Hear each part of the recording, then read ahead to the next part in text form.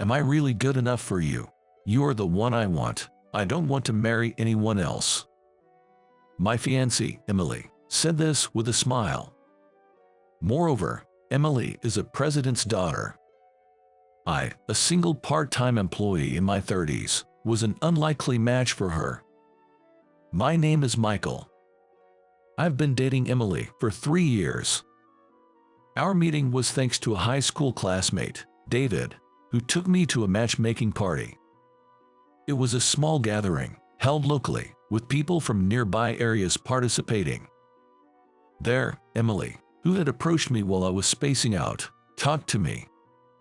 At the party, being a part-time employee, I got cold attitudes from the women who looked down on me. I've been working part-time to take care of my sick mother, but she's getting better, and now I'm aiming for a full-time position. I honestly shared, but the chilly gazes remained. Well, I guess it can't be helped. I was almost giving up when Emily showed a completely opposite attitude. Oh, you work in the deli section of a supermarket. Then you must be good at cooking.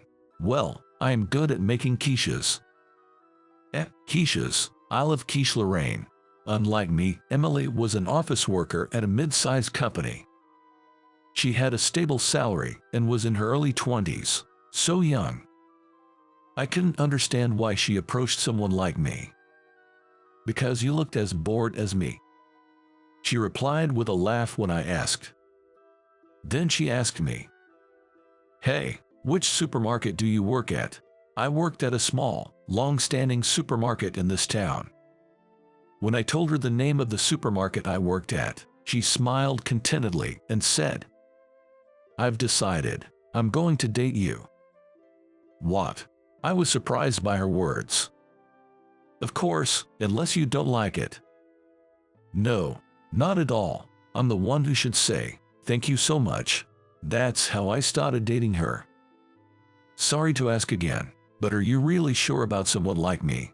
When I asked for confirmation, she replied in a sulky manner, "Because I wanted to be with you." As we were in our 30s, naturally we thought about marriage. But Emily was still 24.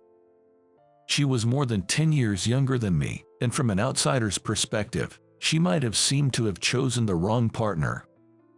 I don't need a reason to like you, or, is there something you're dissatisfied with? No, of course not. It's just that sometimes I wonder why me. There was another reason I hesitated about dating her. It was because she was a president's daughter. Moreover, to my surprise, the president of the company that owns the supermarket you work at is my father. She confessed this to me within a week of dating. That's why, when I met you at the matchmaking party, I felt there must be some connection with you, Emily said. I was speechless at her words. She had been encouraged to go on matchmaking dates before but never found anyone interesting, so she decided to go to a party with a friend. Yet, an office worker from a mid-sized company and a part-time supermarket employee like me. Even that was an unlikely match, let alone the fact that her family owned a business. You don't want to break up, do you? Just as I was about to say we were an unlikely match, she glared at me. While I was stunned, I apologized to her, looking down, saying, "No, it's not like that, sorry. Time flew by just like that, and it was only a few days ago that she said, "I think it's about time we start thinking about getting married." I said, "Of course, I've been thinking about it too," and she smiled, took something out of her bag, and held it out to me. "Here you go, an engagement ring.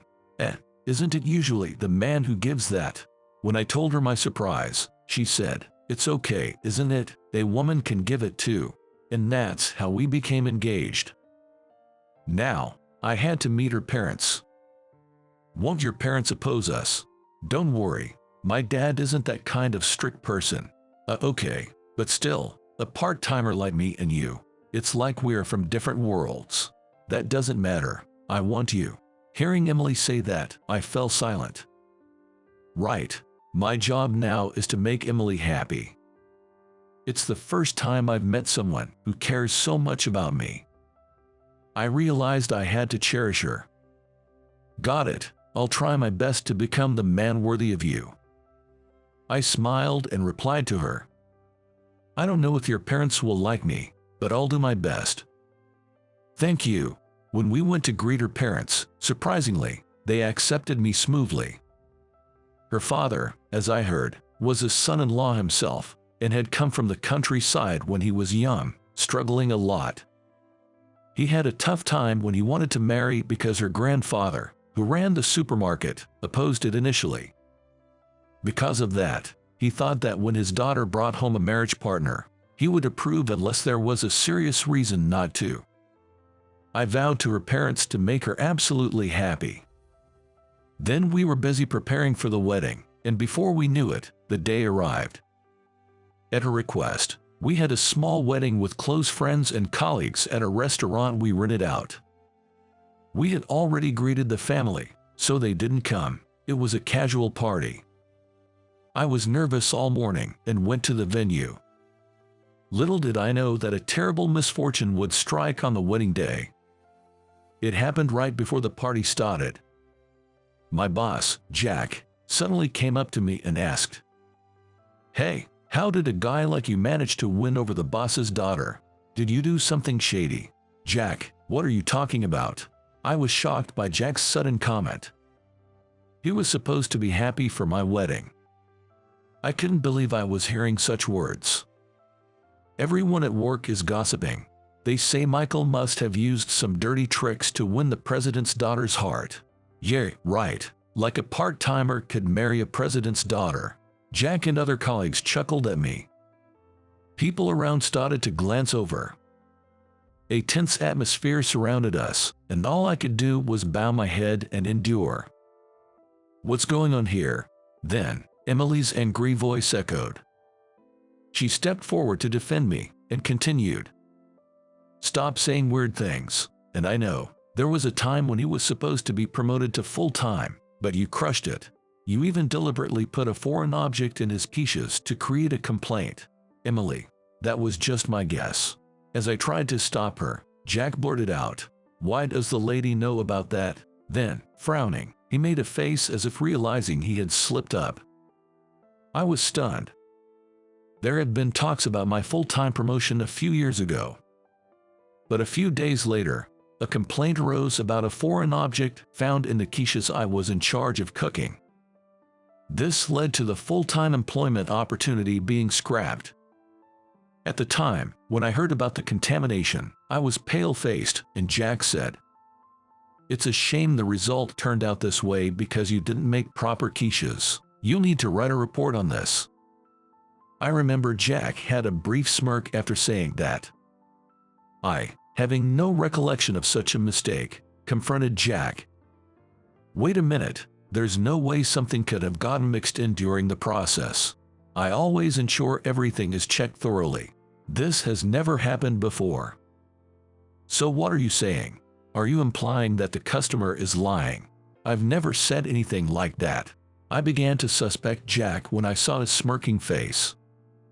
He was the one who had displayed those quiches in the store. But there was no proof. I couldn't think of any reason why Jack would do such a thing. Then, an unexpected person appeared before us. Seeing this person, Jack's eyes widened in fear. Mr. Thompson, Emily's father, the president of the supermarket, Mr. Thompson, glared at Jack and continued, "I've been listening to the conversation. You just asked Emily, why does the lady know about that? What do you mean by that?" "No, I was just wondering why she knew about Michael's complaint." Jack stammered his response. "Michael and my daughter are in a relationship. They would discuss such things. The issue is why you reacted to that conversation. That is." Jack slumped, weakened by Mr. Thompson's words. Then, suddenly, he apologized to me. "I'm sorry. I thought if you became a full-time employee, my position would be at risk." Why would that be the case? That is, Jack fumbled for words at my question. "Let's discuss this in another room." "Yes." Mr. Thompson said this and walked away with Jack. As they left the venue, we looked at each other. Why did Jack do such a thing? I was consumed by these thoughts until the ceremony ended. Mr. Thompson later revealed that Jack was worried that if I, a diligent worker, became full-time, I would quickly surpass and outshine him. It's jealousy, I suppose. It's regrettable that such a person is an employee of my company. After the ceremony, in the back room, Mr. Thompson finished explaining the situation to me. I can't believe he had such a childish motive, and to cause trouble for a customer. That's outrageous. I intend to take some action against him. It was an unbelievable act, causing trouble for an innocent customer, a justified consequence indeed. Now, let's put this unpleasantness behind us. By the way, how is that plan of yours coming along? Yes, it seems to be on track, I replied cheerfully to Mr. Thompson's words. It's sad to lose a skilled and experienced part-timer like you, but this was my suggestion after all. Yes, thanks to that, it looks like Emily and I will have a good life together. She is our only daughter. Take good care of her. Yes, I understand. And a year after the wedding, I had left the supermarket and opened my own store. It was a small deli. We managed to open the store with savings I had accumulated over the years and Emily's savings. I was surprised when your father suggested I start my own shop. Owning a deli has been my dream since high school. High school, huh? To think we had met back then. Really. As it turns out, Emily and I had met once, 10 years ago. Back then, Emily, in her rebellious phase and often clashing with her parents, frequently ran away from home. I met her during one of those times when she had left home. Hey, young lady, what are you doing in front of a convenience store at this hour?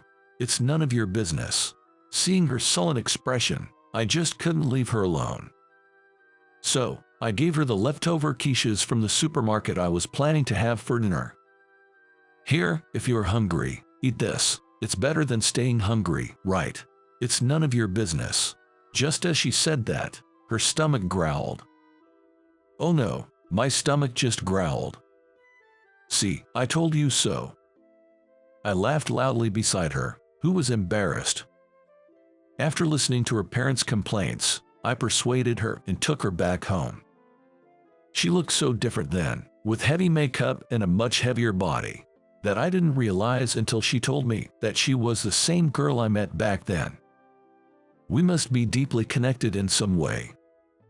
Thanks to your father providing the land, I was able to build my own shop. There are no rental spaces around here, so it was a big help. Your life is starting anew. Let's make delicious deli food together and make our community happy. Yeah, you're right. Gently, I touched Emily's stomach. Next year, our family will grow, and our days will be filled with joy. I'm determined to keep working hard. That's a promise I made to myself.